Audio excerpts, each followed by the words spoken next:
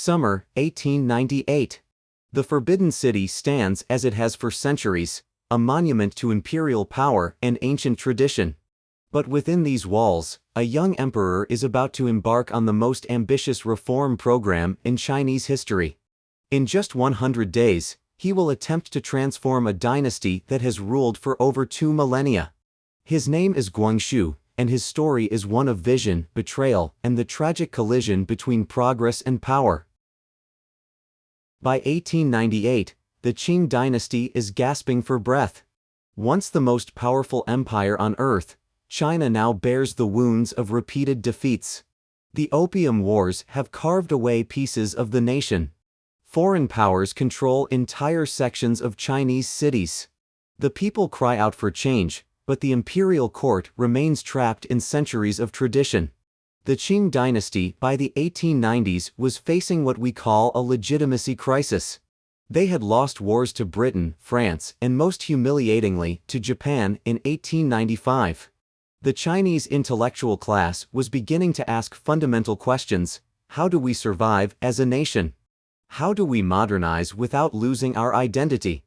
Into this crisis steps an unlikely figure, Emperor Guangxu, nephew of the powerful Empress Dowager Cixi. At just 27 years old, he has spent most of his reign as a puppet ruler. But in 1898, he will attempt to seize control of his own empire.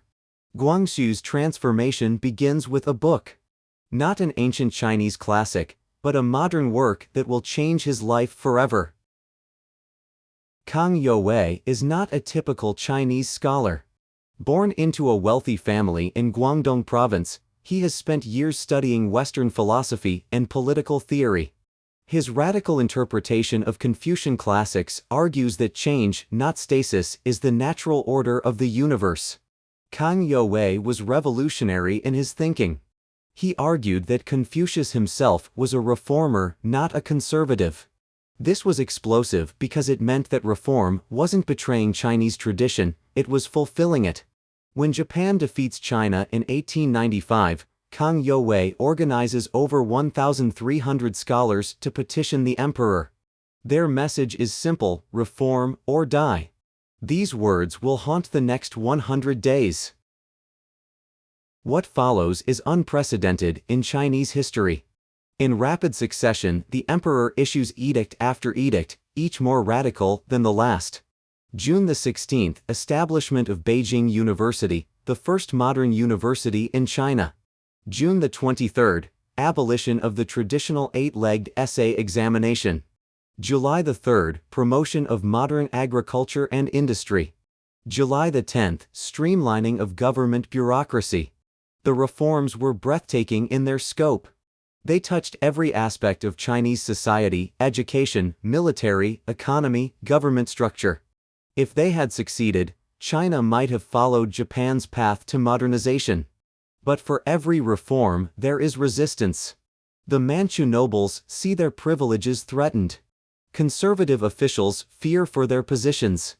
And watching it all from the shadows is the most powerful woman in China. Empress Dowager Cixi has ruled China for nearly 40 years, first as regent for her son, then for her nephew Guangxu. She has survived palace coups, foreign invasions, and internal rebellions. She will not be removed by a naive young emperor and his radical advisors. Cixi was probably the most powerful woman in the world at that time. She was intelligent, ruthless, and completely committed to preserving the Qing dynasty. She saw the reforms not as salvation, but as destruction of everything she had worked to maintain. As the reforms accelerate, so does the conspiracy against them. Conservative officials begin to organize. Military leaders pledge their loyalty to Cixi. The countdown to confrontation has begun. Here lies the fatal flaw in their plan. The reformers have vision and imperial approval, but they lack the one thing that matters most in Chinese politics: military power. The reformers made a classic mistake. They believed that legal authority, the emperor's edicts, would be sufficient to transform China. But in a time of crisis, real power belongs to those who control the army. Desperate, the reformers consider their most dangerous option, a preemptive strike against the Empress Dowager. They seek General Yuan Shikai's support. Yuan Shikai's decision will determine the fate of the reforms. But unknown to the reformers, he has already chosen his side. Yuan Shikai has betrayed the reformers. Their desperate plan has been revealed to the Empress Dowager. Now she moves to crush the reform movement once and for all. The 100 days reform is over. In a single morning, 100 days of unprecedented change are swept away. The edicts are cancelled. The reformers are branded as traitors. The retribution is swift and brutal. Tan Sitong and 5 other reformers are publicly executed in Beijing. Kang Youwei escapes to Japan, where he will spend the rest of his life in exile. The emperor becomes a prisoner in his own palace. The old order has triumphed, but at what cost? Within 12 years, the Qing dynasty will fall anyway, not to reformers but to revolutionaries who will show no mercy to the imperial system. The failure of the 100 Days reform was a tragedy for China. It represented the last chance for gradual, peaceful modernization. After 1898, the only path forward was revolution. Today, China has achieved the modernization that Guangxu and his reformers dreamed of. But the path was far longer and more painful than it needed to be. The reforms that were rejected in 1898, modern education, constitutional government, economic development, would eventually come to pass, but only after decades of war, revolution, and upheaval. The 100 Days reform shows us what might have been. If China had modernized gradually in the 1890s, the 20th century might have been very different. Millions of lives might have been saved. Emperor Guangxu died in 1908, still a prisoner in his own palace. The Empress Dowager died the next day. Some say he was poisoned on her orders, ensuring that even in death, her control was absolute.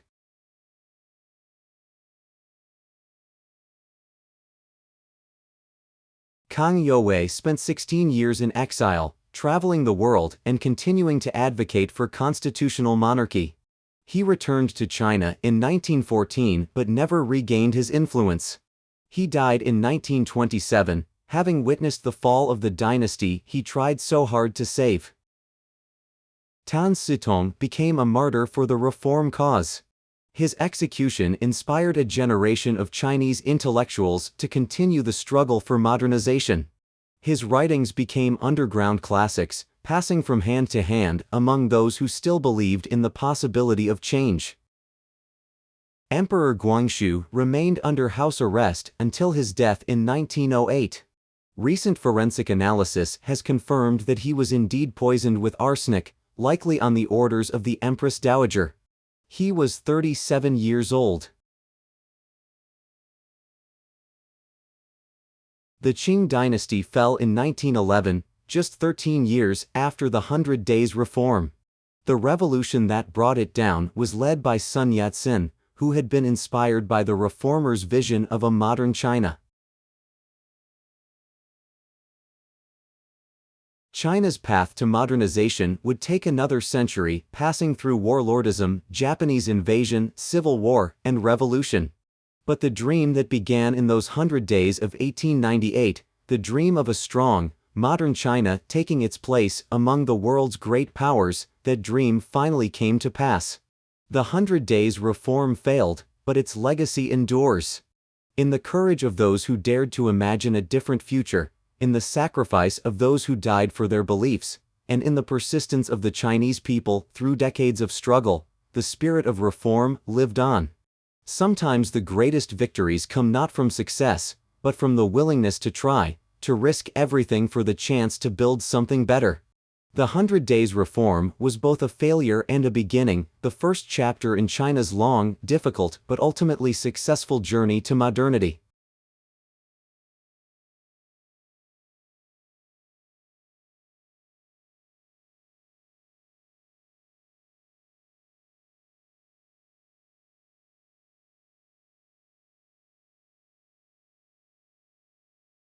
Thanks for watching.